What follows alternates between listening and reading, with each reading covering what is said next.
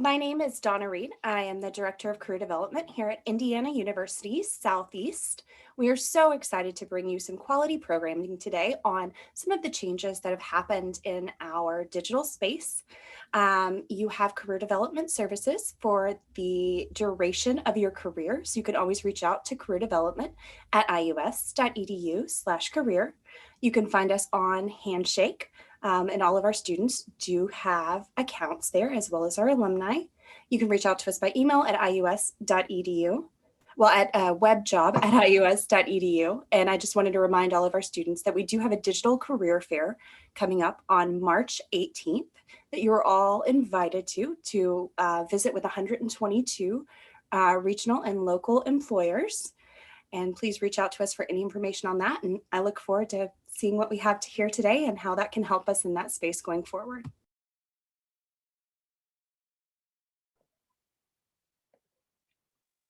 All right.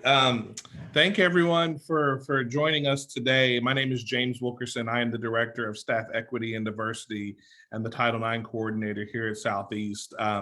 So glad to have everyone here. Want to say a big thank you to the Brothers of Tau Kappa Epsilon for helping us co-host this today. So thank you guys for being here as well. I am excited to introduce our speaker today. If there is one thing that I am super serious about, and I will always tell you, it's about mentorship. You're not going to make it far if you don't have good mentors in your life. And our speaker today has been a mentor to me for many years now, and I still learn stuff from him even today. I'm excited to bring him in our digital space with us today to talk about career development. I mean, that's something that's extremely important, especially in these crazy COVID times that we live in. Everything is digital, everything is still kind of up in the air. So I think it's important to have this information, especially right now. So without further ado, it is my honor to introduce to you, he is the Assistant Vice Chancellor at UNC Chapel Hill. He is my mentor. It's Dr. Tierney Bates. Welcome, Tierney. Thank you for having me, Joy. It's an honor and pleasure to be with you guys at Indiana University Southeast. Is it the Grenadiers? It's so sad. So I shouldn't, how do I say it? Look, Donna was like, get it right. Grenadiers. Grenadiers. Grenadiers. All right. Thank you, Donna, for correcting me. I should know this, right? I used to live in Louisville, right across the street from you guys, and have been to your campus quite a few times when Jason Merriweather was there, as far as I'm concerned. But it's an honor and pleasure to be with you guys and have this great discussion that we're talking about around career development. You have a great resource on your campus right now with Donna and her team. And like most students, and Donna probably could chime in from this perspective, we want to see you come to what she just said on March 18th to the career fairs that they're putting in impact for you as far as that is concerned. We want to see you use the services they have that are either online or still in some virtual capacity to help benefit you as students as a whole. You know, we go through this life cycle of going to college, as I like to say, and we major in certain majors, and then we get to our senior year and say, oh, I'm about to graduate. What am I going to do next? And then this is why today's talk is very important, because we have to talk about the life cycle of career and how impactful it is to everyone on this call this afternoon, because the life cycle of career is from the time you enter college, while you're in college, and even as you exit, go and get your degree, and become that wonderful alum of IUS. So it's important for us to understand that everything you do is geared towards career of what you learn in and outside of the classroom, because there's transferable skills that you can have that can have a major impact overall on what you do moving forward. So let's jump into it. Let me go ahead and pull up my slide and talk about how we're going to recalculate navigating your career through social distance and a changing world of work. So as we all know, we've been in this great pandemic coming up on next month, a full year. Hard to believe. We've now spent 3 semesters, spring, fall, if you include summer, and now this semester in this virtual space as a whole. As we deep dive into what's going around the economy, where is the world of work going in a lot of different ways, I really want to prepare you in the conversation today of what work will look like for the future, and also what is the current trends and where we are currently overall. So it's important for us to understand that you really want to learn a lot of different things that are going to go on currently for you and then what your future will look like moving forward. So let's get into it. We know the current events, like I said, we have COVID. COVID has impacted our lives in multiple different ways. COVID has us right here in this space right now having this presentation, but it's also a benefit, right? More than likely, if this was on campus, we'd have probably a pretty good, decent turnout. But the ability to do this, record it, share it with more students, for those who aren't able to show up, is also a new way for us to provide services for our students. So we want to talk about the current events of COVID and how also what are employers looking for? What is the designing going around to make sure that you have the toolkits and the abilities to be attractable, or your unique value proposition, as I like to say, moving forward. We also got to talk about your own personal brand. You are a brand. You as an individual, as a student, as you're looking out, the things you do in college, the things you do outside of college speaks to your own personal brand as an individual and what people want to employ. We got to talk about social media as the iGen generation, as I like to call you. And though we have also some millennials, some Gen Xers, and a gamut of people that are going to schools nowadays, generation-wise. But we know that social media, digital skills, and data literacy will drive the future of a lot of different jobs and opportunities moving forward. Had you told me 20 years ago that I could be a director of social media here at the University of North Carolina, Chapel Hill, where I serve at currently right now, I'd probably said, no, no way, and make a good penny doing it. That's a different story. So it's important for us to understand that even the jobs that we're talking about today will shift in 15, 20, 30 years down the road. And what other skill sets you as students that are on this call or listening in today will need to have and learn from to be able to be marketable no matter what economy we're in. We also got to understand what networking looks like and how it has to be a little different, right? It is not the same where you used to be able to go to a networking event. You can sit up there, you can shake hands, you can interact with individuals. We know the virtual space has added some more value in networking. We also know the social media place has as well. And the tools and the things we use to our advantage is what we need to learn from that. There's certain things that I'll send out to Donna and Seth and Joy that they'll be able to share with any student that listens to this or participates with this as a whole that will help you in your navigational journey around different things and toolkits and questions that you can use in the internship or interview process as a whole to better prepare you and also understand that you're better prepared to understand what type of organization that you want to work for. And then we got to look at what are the tools that we need to retool or retrain is the framework or the words we're using, because we not only have you as students graduating, but we have individuals in the workforce who are looking for their either next career or trying to retool based upon what the economy has done around certain industries as a whole. So it's important for us to understand what is the current and present things we need to address, and what are the things we need to have moving forward for the future overall. So let's get into it. With our current events, we know we have COVID-19 and it's impacted education, whether K through 12 and higher education as a whole, on how we are learning. More than likely, most schools are doing hybrid models of learning. Some are completely online. Even how we do programming and offer services to students has had to shift our mindset of we're always with students versus how do we offer students this great opportunity to still learn and still stay in its place. I'll tell you now, COVID is not going away. So we'll still be in this space. It'll be another 18 months till we really, and that's 18 months from today, until we really see some normalcy in some regards. Even though the vaccines are rolling out, they're still behind. Some people, only 7% of the country has actually taken at least one of the vaccines as far as that's concerned. So there's still things that we have to do and still have to navigate moving overall around our educational attainment as far as that's concerned. We know the economy is based upon certain industries has went down and based upon certain industries has went up. And there's a demand in those industries in some regards, and some industries have had to shift their thinking and shift their ideation around certain things.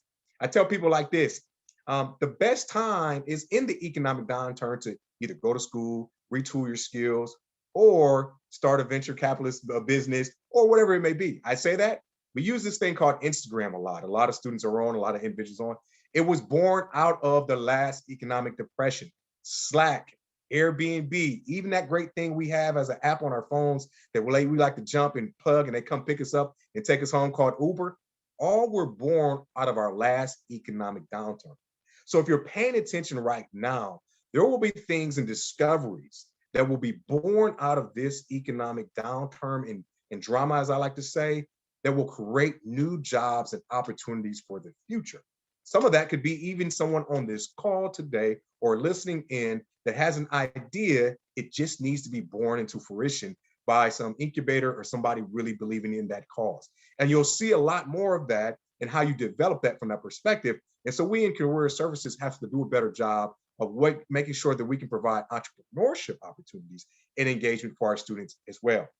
We know technology is huge. And as Donna has just told me, you guys are finally a Handshake school and the system has gone to Handshake. We're glad to have you as a partner with Handshake, as our school is with Handshake. We know that we're able to offer different tools and technologies to help support our students. There's virtual interviewing processes, virtual mock interviews. There's all kind of tools that we can use to make sure that we're addressing our students from a technology standpoint to support them in their endeavors. We also know that there's this idea of keeping equity and inclusion in mind. Over the last year, even though we've been dealing with the COVID-19 pandemic, we've also had to deal with what I call the other pandemic, or the twin demics, as I call both of them, around racial equity and integration in our country as a whole. So as we're looking at the ideation of what institutions and what organizations will want in students and what they're attracting, we have to listen as institutions. And how do we make sure that all our students who are leaving, whether they're students of color or non-students of color, are able to navigate, understand what it will be like to lead people from difference, and understand that in an organization that is very more diverse, is that at the end of the day, that is a high performing organization overall. And then finally, who is actually hiring? As my students going to be like, Dr. Bates, who's hiring? Well, we have to pay attention to trends. We have to look at our local economy. So what's going on in Southern Indiana as a whole, what's going on across the bridge in Louisville, and what's going on in the state of Indiana, and what's going on in the states bordering Indiana as a whole as well. Where are the new opportunities for economic development or the growth, as far as that's concerned, that are going on around current jobs based upon looking at trends, your Chamber of Commerce as far as that's concerned, but also looking at national trends from the Bureau of Labor, as far as where are the jobs going and where are the people moving to? Because the jobs of the future also will be determined by location.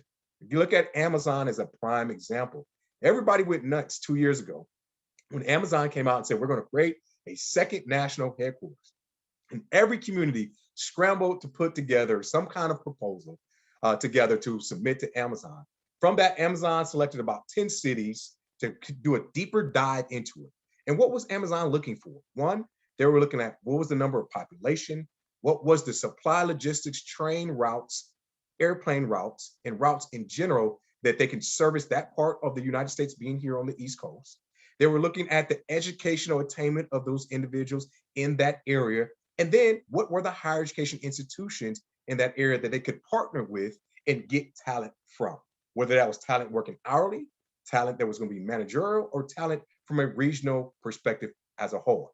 We all know that Alexandria, Virginia won out, and that's where they're working at. But it's a reason why that is, and it's a reason why organizations will look for areas and communities, i.e., that are developing around that economic development that will be a plus to a school like IUS, right, overall. So in that area, if an organization wants to move, there's a plus to it, and IUS needs to be a part of that conversation.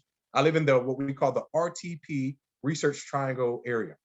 And in the RTP, more of people from Silicon Valley are moving this way. So based upon the economy in San Francisco and Silicon Valley, we recognize that the cost of living there has gotten truly ridiculous. It is the highest in the country. So people realize they can move to the second best hubs. That's Austin, Texas, and of course, the Raleigh-Durham area or RTP area. And so now, from an economic development growth, we in the RTP area are trying to attract those individuals in homegrown, having UNC Chapel Hill, North Carolina Central University, and Duke University and NC State all within a 30-mile radius of each other, to be able to say we can track our best and brightest to this area, but we can homegrown our students into the opportunities that will exist from a career development standpoint that didn't exist 5 years ago or 10 years ago.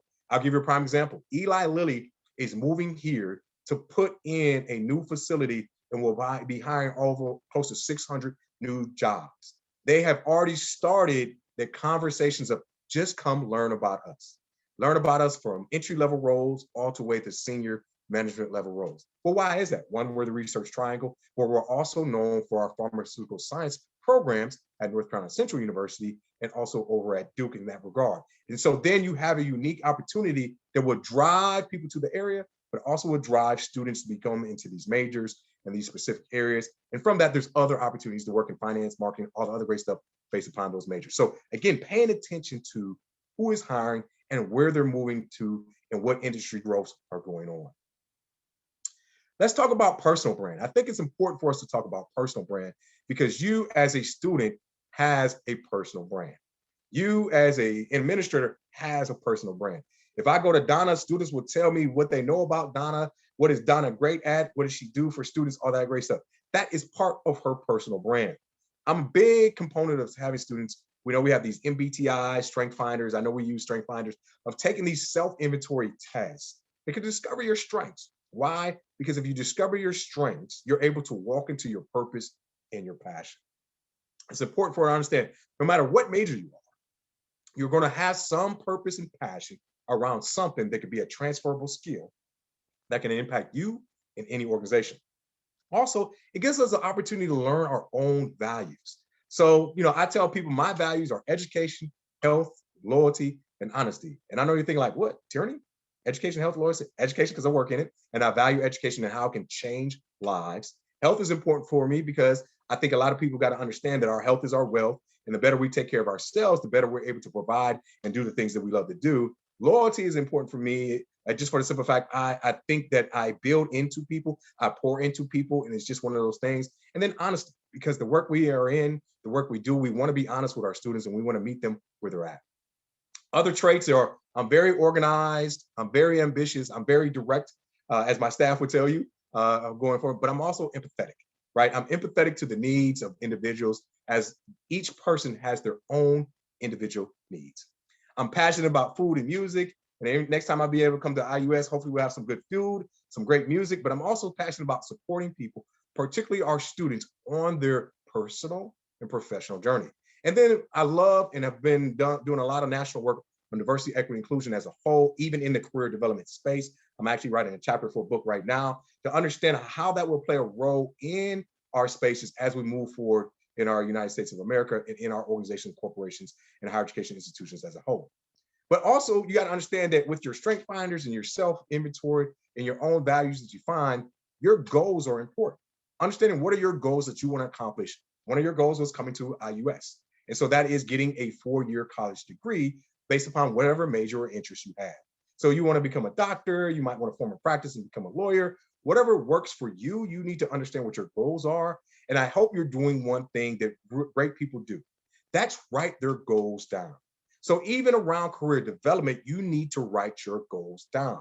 As Joey knows me, I've written my goals down since I came into the field of what I want to do within higher education as a whole. And I've put action plan behind that. And all those goals have come to fruition based upon that. But I wouldn't be able to do that if I just thought about it in my mind on a day-to-day basis. But actually having it written down, that it's on my desk, on my refrigerator at home, and on the mirror when I brush my teeth to remind me of my purpose and my passion of what I'm doing to reach my goals. Now, some of this has to be considered around our ideation of where we're meeting the iGen generation, but all generations that are around digital skills. The future will be digital. It will be one of those things that we have to embrace, engage in. So if we're recalculating in this social distance world, we know that most of everything we've done in the last almost 11 or 12 months has been around the digital space. We've still been able to go shopping. We've still been able to do some things as far as that's concerned, but we know that the digital space has expanded in multiple different ways. I'll give you a prime example. If you're not on Clubhouse, which is a new digital platform that is similar to, I guess you can say, another Instagram meets Snapchat meets Twitter, but a whole new platform that just literally started when the pandemic started, now went from a $90 million evaluation to $1 billion, and is just only for iPhone users. So imagine when Android users can come on board. That has created a unique opportunity in Clubhouse to create marketing and digital footprints for people to be able to create and market themselves for not only job opportunities, but also networking opportunities as a whole as well. So I talk about when it comes to recalculating, what is your circle of influence? And I'll send a sheet that will come to you with Donna, Seth, and Joey, but it's a sheet that you can use to start looking at who is your true circle of influence.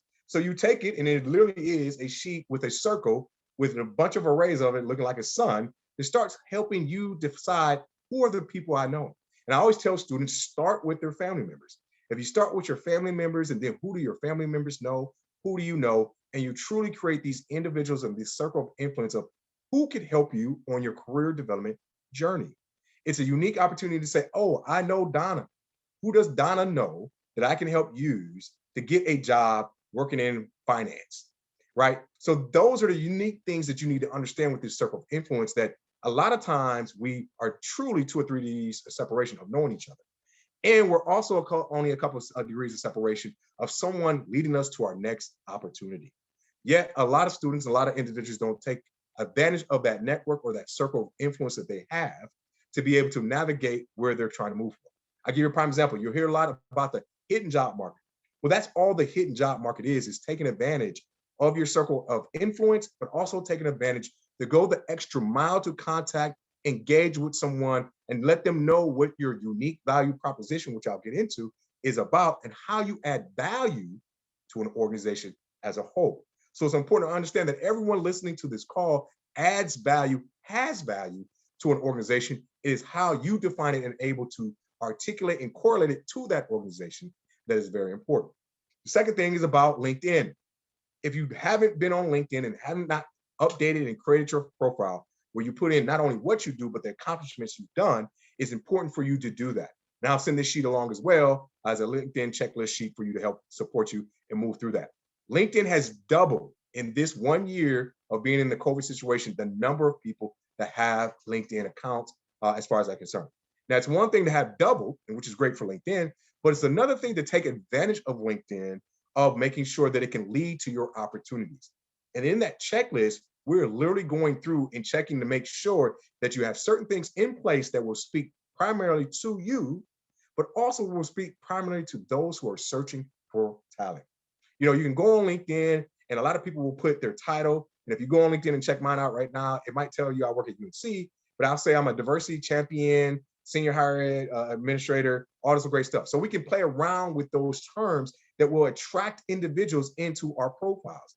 We can turn on what we're looking for career-wise, where headhunters and HR consultants and talent acquisition folks are looking for that when it comes to that. I'll give you a prime example. Since I have diversity in my tagline, in my LinkedIn profile, every day I get something that is sent to me by an organization that's looking for either diversity, equity, inclusion, individual or a role or a position as a whole. Or as of yesterday, I was just contacted by the University of Kentucky, right back there in Kentucky, about their vice presidency of institutional diversity role, just based upon my profile and what it says and what I've done. And so it's important for us to understand that that is a unique value proposition that you must use to your advantage with your LinkedIn account. And then I know Donna and them are going to do a great program on that. And one of the leading people on that is Chaim Shapiro, who does a great job of teaching students how to look at their LinkedIn accounts and how to make sure they add value to what they put on their LinkedIn account. That way, when they turn it on and when they say, I am searching, I am looking, and you might see people even post their resume, I am searching, that's a bonus. And how many times people have gotten interviews or at least gotten hits of interest, as I like to say, to be able to include and address that overall as much as possible. So that's another thing that is a digital skill set or a digital tool to use to your advantage as a whole. I've even made connections through Instagram. And if you follow me on Instagram, you can see some of the things that I've done to be able to connect individuals around the work we do in higher education as a whole. Same thing with Twitter, on all those platforms. So it's one thing to be on these digital spaces and do them for fun. It's another thing to use them to your advantage to market yourself when it comes to career development and getting certain tools and things needed. Now, we know that all those platforms are unique, but they also are what I call marketing channels, meaning you can market yourself. If you go on LinkedIn, I market myself in the career service space and in the diversity, equity, inclusion space. I market myself in Instagram in the diversity, equity, inclusion space. I market myself based upon my expertise and my experience in those spaces as a whole to be able to navigate and have these conversations. You have students, based upon your major, based upon what you're learning, can market yourself to those who are looking for someone just like you. One thing I tell people to do, to create, which is very unique, is a blog. And I know you're like, a blog? Yes. Why? I love reading blogs. And I found more people that I've been able to connect with, help support, or lead them towards a job opportunity just by reading their blog. There was a young lady that came out about a blog about 2 months ago about why people are leaving higher education. She works in student affairs. And I thought it was very interesting after I read her blog of why she left. And I understood why she left because of the pandemic and being a mother. But it was very influential because guess what it led to her? It led to about 1,000 people reading that blog when she posted it. That led to an institution reaching out to her saying, we think we have something for you. And it'd be very interesting, can we have a conversation with you? It's sad to see that you left higher ed, but we think we're the institution that could be a best fit for you. So it's important for us to understand how we use these tools overall. And then your personal mission statement. If you go on your LinkedIn, if you go on some of your social media platforms and in your digital presence, put out what your actual personal mission statement is. It's important to lead with that. Here is my personal mission statement. As a servant and transformational leader, I seek to create an open, inclusive, and supportive environment that embraces growth through motivation, inclusion, belonging, innovation, challenging expectations, strategic planning, but making difficult decisions and making results. So I teach this to my team to say, we all have our own mission as a unit, as an organization, but we have our personal missions that can align with organizations, corporations that we want to go work with and engage with overall. And it's important for us to show that and engage that overall moving forward. So we know we got to network a little different as well. It's important for us to understand that networking is looking a little different. I can't shake hands of Donna or James right now, as far as I'm concerned. I can't shake anyone's hands, but I can be in this virtual space with Trey, Kevin, or Corey, and we can have these conversations. So again, I just told you about LinkedIn. And if you're not using LinkedIn, and if you need some help, reach out to me. I'll share my information. Or like I said, I'm going to send stuff to be shared with you, or your wonderful career services department that I know Donna and them are doing great jobs in helping to support you. Another big thing is, what is your unique value proposition? A lot of students, when I ask them a question, they have to think. And what I tell people is you'd have to be able to articulate to me, an organization, of what sets you apart. You know, if I come to a school at IUS and I'm an employer and I'm interviewing, I might see, 100 students. What is that one student I'm looking for that will set themselves apart? Is that student who can speak to their unique value proposition. I'll give you an example of that. If I have any finance majors or any business majors on paying attention, listen to this. If you've done experiential learning, if you've done an internship, you need to speak that you've done to that. But what did you learn? And if you did that, how does it add value to the organization you're interviewing with? An example, I interned at Goldman Sachs. I worked in the finance department, but when I was in the finance department, I particularly worked on international markets. And in those international markets, we realized that the fastest growing market internationally right now is India. And we should talk to our investors on what they're doing over in India around that. Now that's different versus saying I interned at Goldman Sachs and it was a great opportunity, right? Now, as an employer, as an individual that might be going and interviewing you, if you tell me that you worked in the finance department, that's great. But now you gave me a great example that you worked in the finance department, you worked in the international market area, and that the best new opportunity for growth was in India. So now you tell me that one, you paid attention, you learned on the job, and that now if I'm an organization that is in the finance industry that you're hiring, you are particularly giving me something that I can take away that says this student stands out because they spoke about what they learned and where that new market is. And we as an organization are actually trying to go in that market. And so now we have an individual and a student who can now walk that walk and come working in our organization based upon that internship or that experiential learning opportunity they have with Goldman Sachs, but gave detailed value proposition of what they did that would add value to the organization as a whole. Give a prime example. Another example, if you work in healthcare, I know healthcare is a big field right now and it's booming. If you did an internship, say in public health, speak to what you exactly did in public health. What is it in public health that you did? Say, I worked on right now, we're doing this at UNC. I worked on administrating the COVID vaccine, and I was also part of the research team that found out the logistics of how best to implement it on a college campus.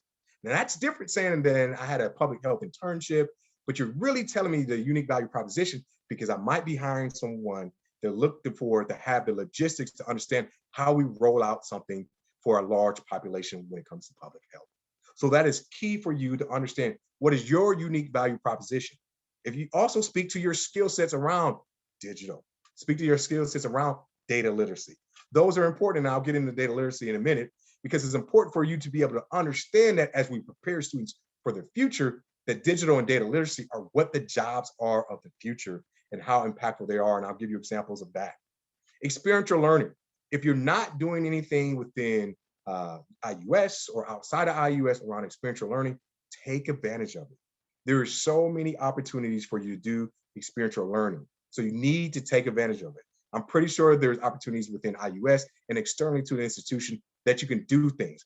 Or you can look at it as an opportunity to work with your favorite faculty member who might be doing some research. And when that becomes an experiential learning process, you have to be able to take what you correlate and learn in the classroom to real world practice. So no matter what major you are, if you're in sociology, psychology, public health, business, look at your curriculum and how do you align it to real world practice. And I don't only think, well, Tierney, I'm a psych major, and I don't know what I still want to do as far as that's concerned. Well, you can understand that right now, mental health is impacting students as a whole.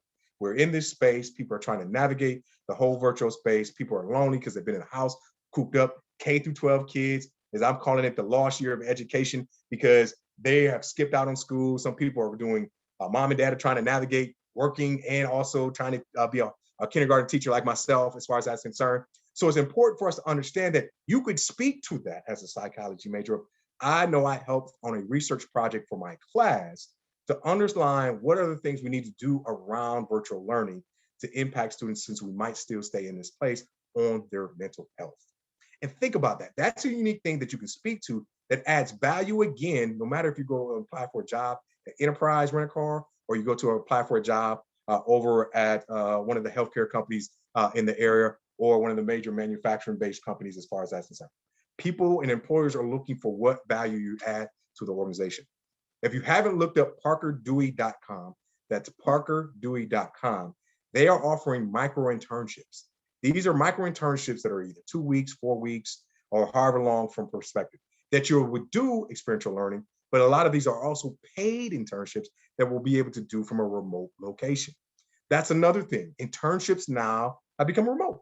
So don't think that you can't do an internship. You need to retool and rethink your mind that I can do an internship, and it's going to be more project-based learning, because that's what our students are doing when they do these internships, since it's remote. But there's certain questions you want to ask in that, and I'll send those questions to the team to pass out to you to make sure that even when you do a micro internship, experiential learning, or internship, that you're gaining something away from it, and that you're setting a goal with the organization you're working with to come with a learning outcome that would add value to your resume, value to how you're able to articulate what you've learned, and value to when you interview with individual organizations. Because that is the key that will set you apart versus the 100 I said already that you might interview with as well. We also know that you need to attend virtual engagement. I know that they're doing virtual engagements across the country at most schools. So we're doing multiple virtual networking events where one employer will come in for an hour and just want to meet students. So it's a room. There's this new platform that we had a student here create along with some people out of the business school. I can't think of the name off the top of my head, but it's literally it's like going to a convention center. It literally is like you walk in there, you have your own little virtual human being person, as I like to say, and you actually will be able to go to tables in rooms like you would actually be at a conference to interview. And so over each room or each table is the title of the organization and what they're looking for. So I can literally click on it, boom, I pop in that room, and there's the employer and other individuals in the room where we can have a conversation about what they do and what they're looking for. I then can set up a one-on-one with that individual to have more conversation about either an interview or learn more about the organization as a whole. Now that's a little bit different from, I know Donald's gonna talk about with Handshake. This is a platform that we played around with here at UNC, which is cool because it's interactive. It's interactive where people can see themselves, they can go to the different rooms, and they feel like they're still at an actual event, just in a virtual space. It even has a coffee room. So people can go to the coffee room and hang out in the coffee room and have coffee. It's just from a virtual lens as far as that's concerned. And we all know that in the coffee room, a lot of people just connect. and it's a great opportunity. And so that virtual engagement, I tell students, don't look at it as a negative or I got to do this virtual stuff. It actually can be fun and it actually can be unique as institutions as we try to incorporate, like I said, technology that can be unique and particularly to the institution or the school as a whole to engage students in it. And that was one of the fun ones I did, one of the fun ones I want to see us implement more, not only within UNC, but also on a national level. I think it was very unique. It is new, it's in beta testing, all the other great stuff, but to actually feel like I'm still at a conference or I'm still at a career fair in person, but it's all virtual is very important. And it's cool that I can hang out in the coffee room, that I can talk to other students as far as that's concerned, and important overall. So again, a uniqueness there moving forward. Industry changes. We know that industry changes are important. So with industry changes, we need to look at what are the industries that are hiring the most, what are the industries that are kind of, just going along base, and then where are the industries where the bottom fell out. I'll give you an example. We had a lot of students going to the hospitality tourism industry here at UNC. We know that a lot of the places down in Orlando, a lot of the individual cruise lines, they were hiring left and right. Our students, they were giving sign-on bonuses, literally $3,000, $4,000, $5,000 sign-on bonuses because they wanted our students to commit early before they can have planning in place. Well, we know last March and last April, those started falling out. Due to the pandemic, they started going away. So what do we have to do? We had to step in and say, is it going away for good or is it just going away from now? Give you a prime example, P&G had a great conversation with us. We're not going to pause our internships or our hiring. We're just going to move it back by a couple months. So more likely, all those May graduates that were graduating in May, and we're going to start June 1, working for P&G. P&G said we're going to start August 1st. And that gives us more time to understand the dynamics of how we're doing with the pandemic, but we're going to hold true to our hiring practices as a whole. We need those individuals. But also what was key for P&G, what does P&G sell? Products that we all need, right?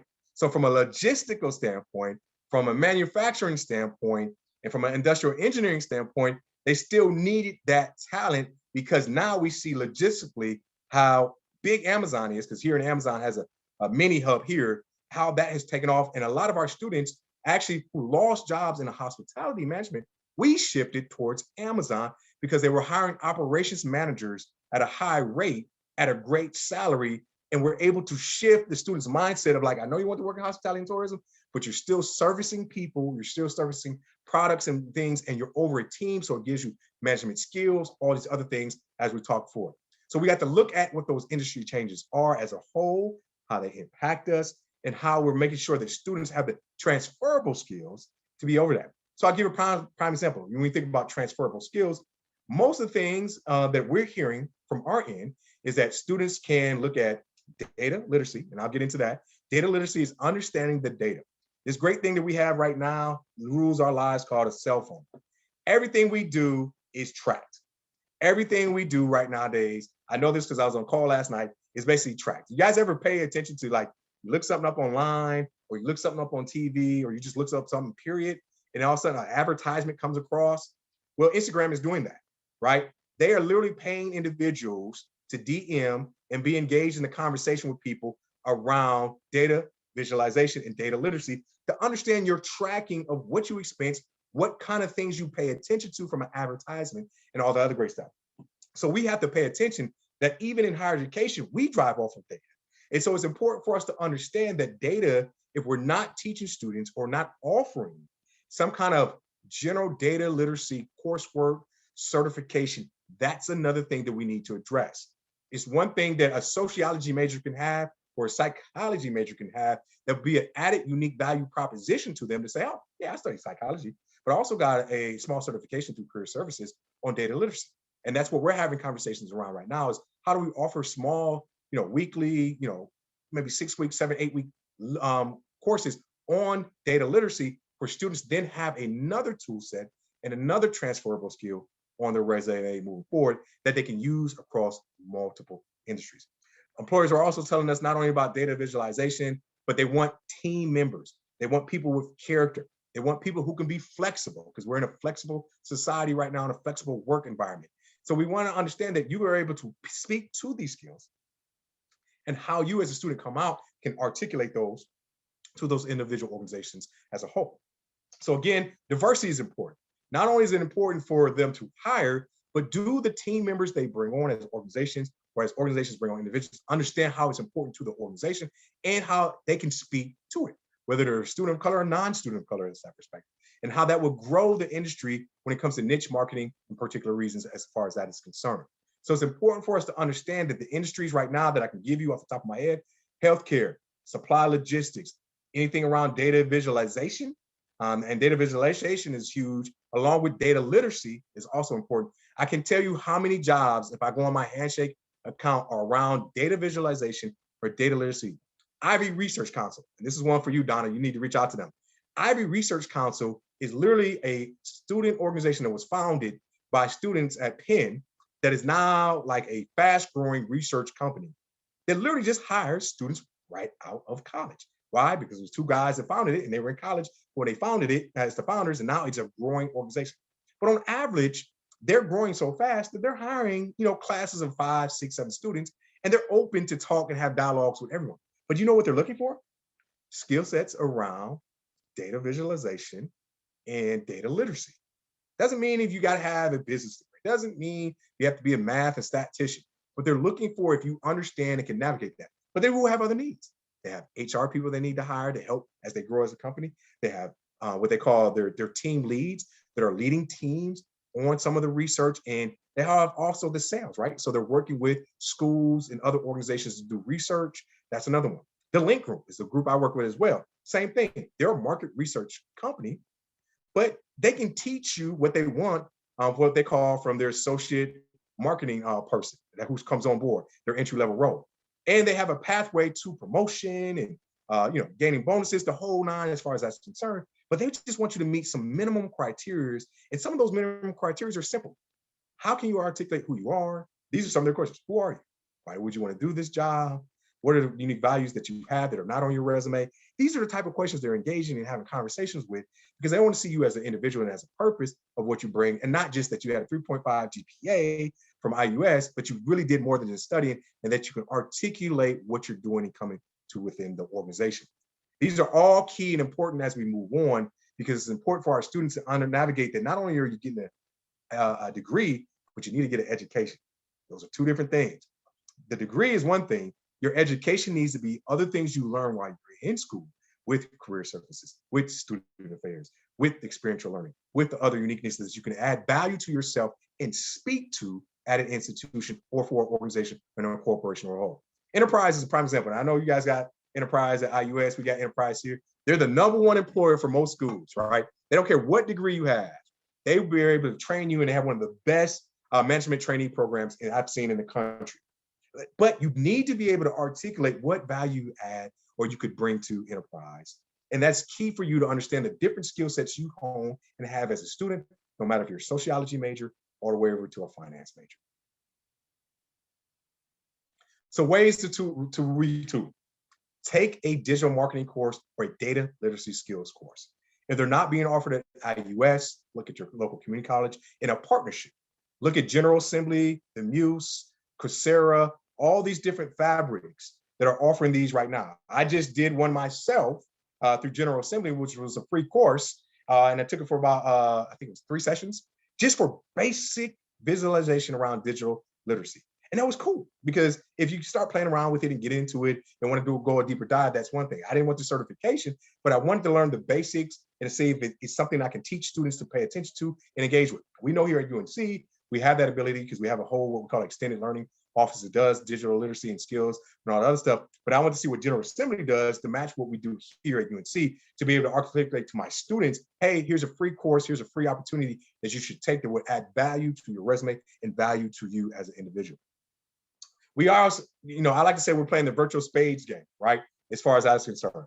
So you got to understand that you're going to be in this virtual space at least for another 18 months, and that you need to use it to your advantage. If you want to reach out to someone, and I do this all the time on LinkedIn, there are certain individuals who I want to meet. I want to meet the individual woman from who's the chief operating officer from TikTok, because I wanted her to come to speak to my class. I reached out to her through LinkedIn. I said, you don't know me from Adam, but I gave her my unique value proposition. I teach a class on students on life design.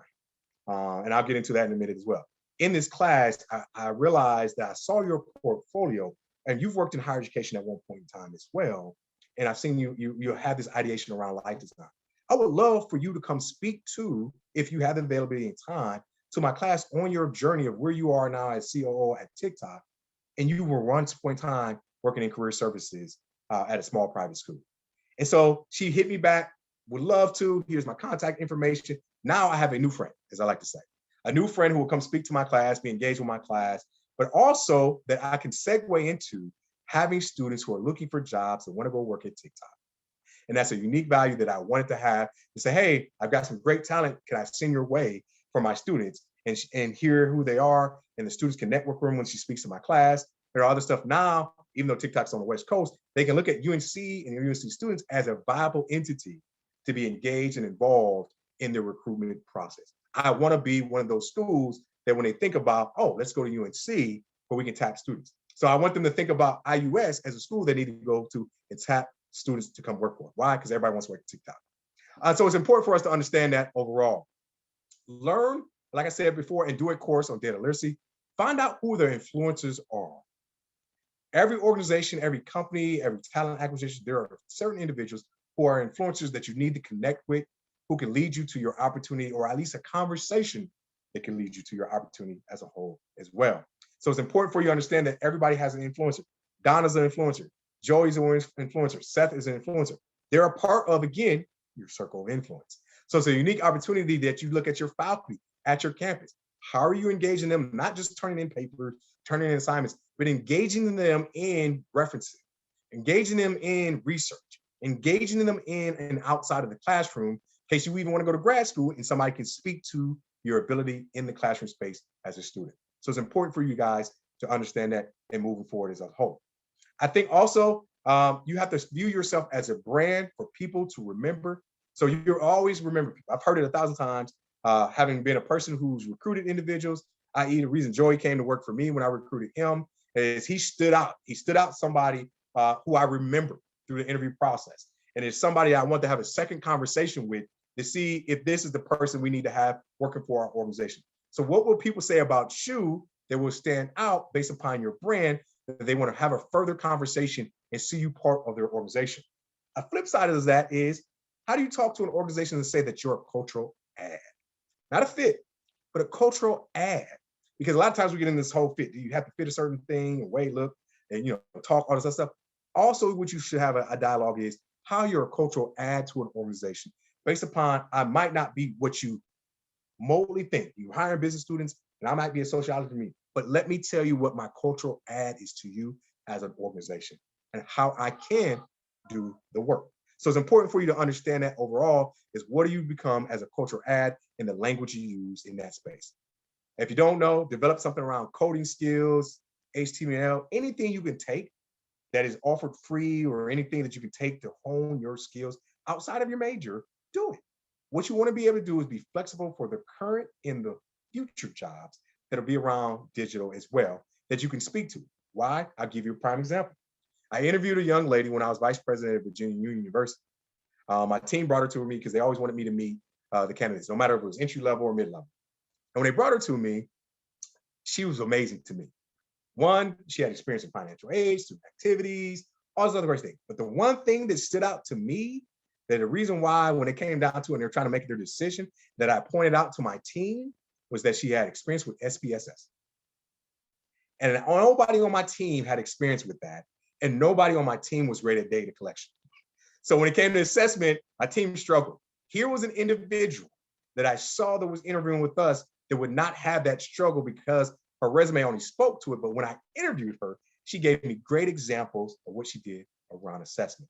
But now, even though my team was stuck because the other person had more experience than this young lady, I looked at this young lady as an opportunity for her to learn and help us as an organization, as a cultural ad, as a unique value to us.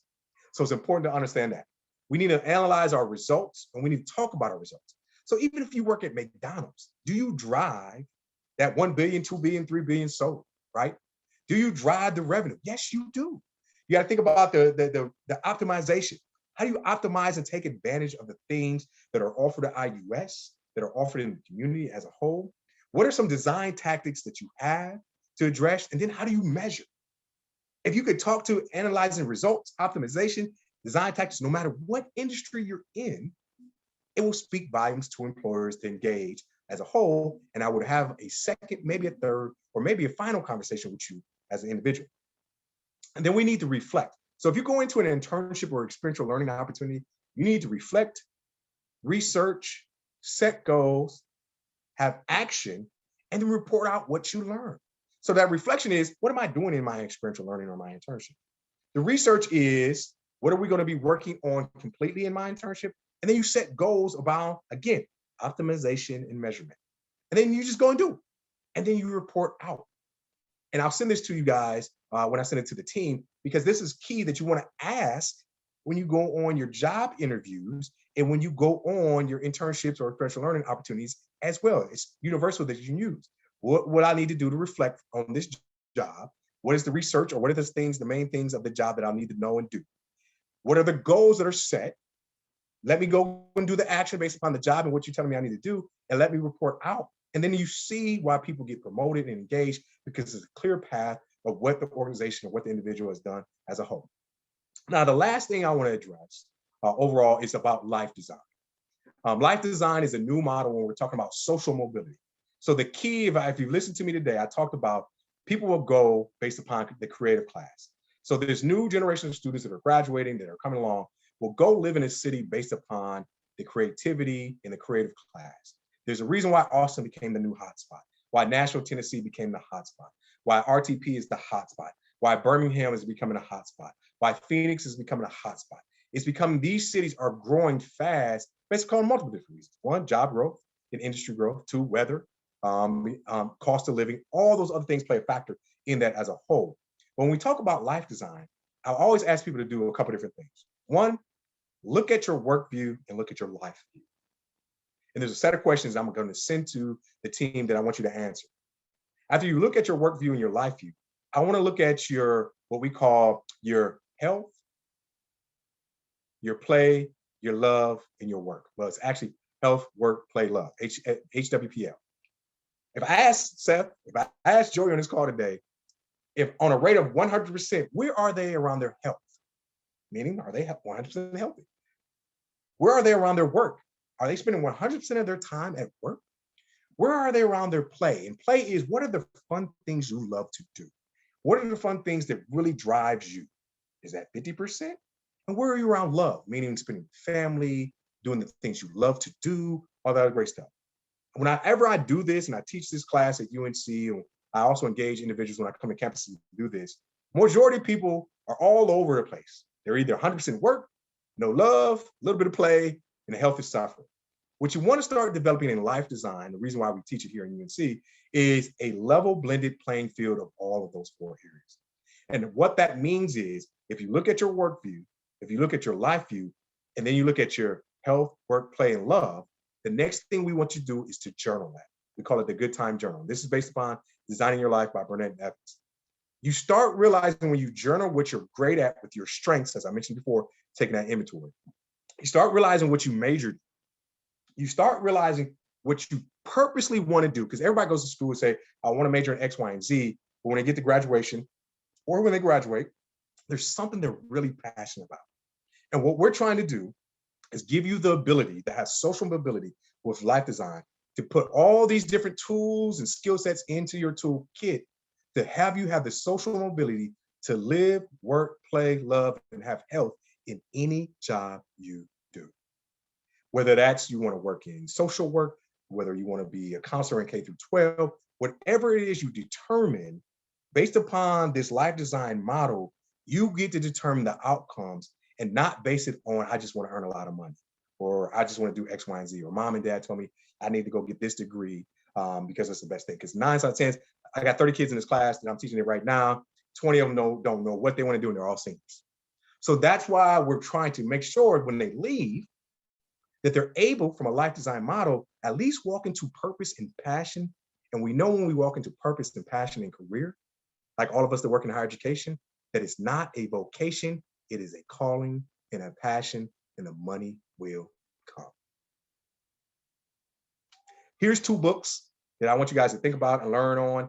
It's called On Managing Yourself and the 5 languages of appreciation in the workplace. If you get a chance to do this, read these books.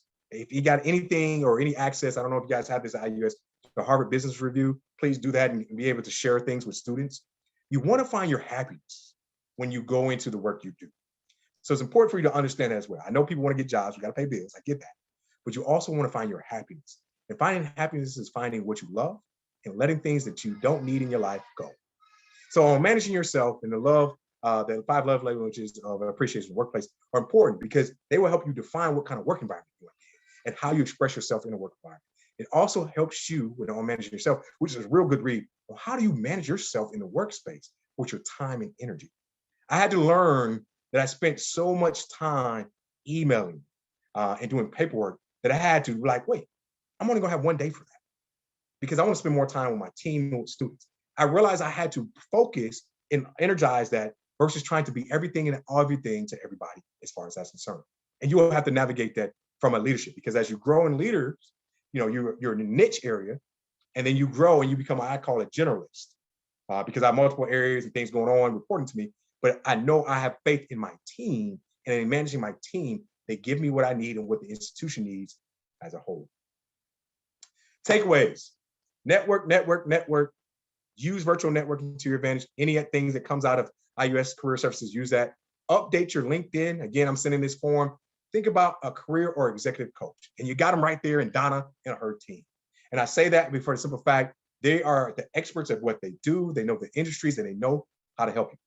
Build a professional online presence, not you partying and having fun. Build a professional online presence of what you're researching, what you're doing in the community, the things that engage you around purpose, right? Because I tell you now, and Donna can probably chime in, everybody can find out what you put on social media. It leaves a footprint. And don't think it's private. I got the best of the best who can break a privacy and find out who you really are. So it's important for you to understand that. Y'all have seen catfishing and all those other TV shows as far as that is concerned. Nobody's social media is private. It might be private based upon you saying it's private, but it leaves a social digital footprint. Match your skills and add new skills to changing industry needs and trends. Define what your unique value proposition will be to that organization as a whole and go a little deeper. And research and identify the best medias and channels for you when it comes to building that online presence. And that is all I have to share. Question.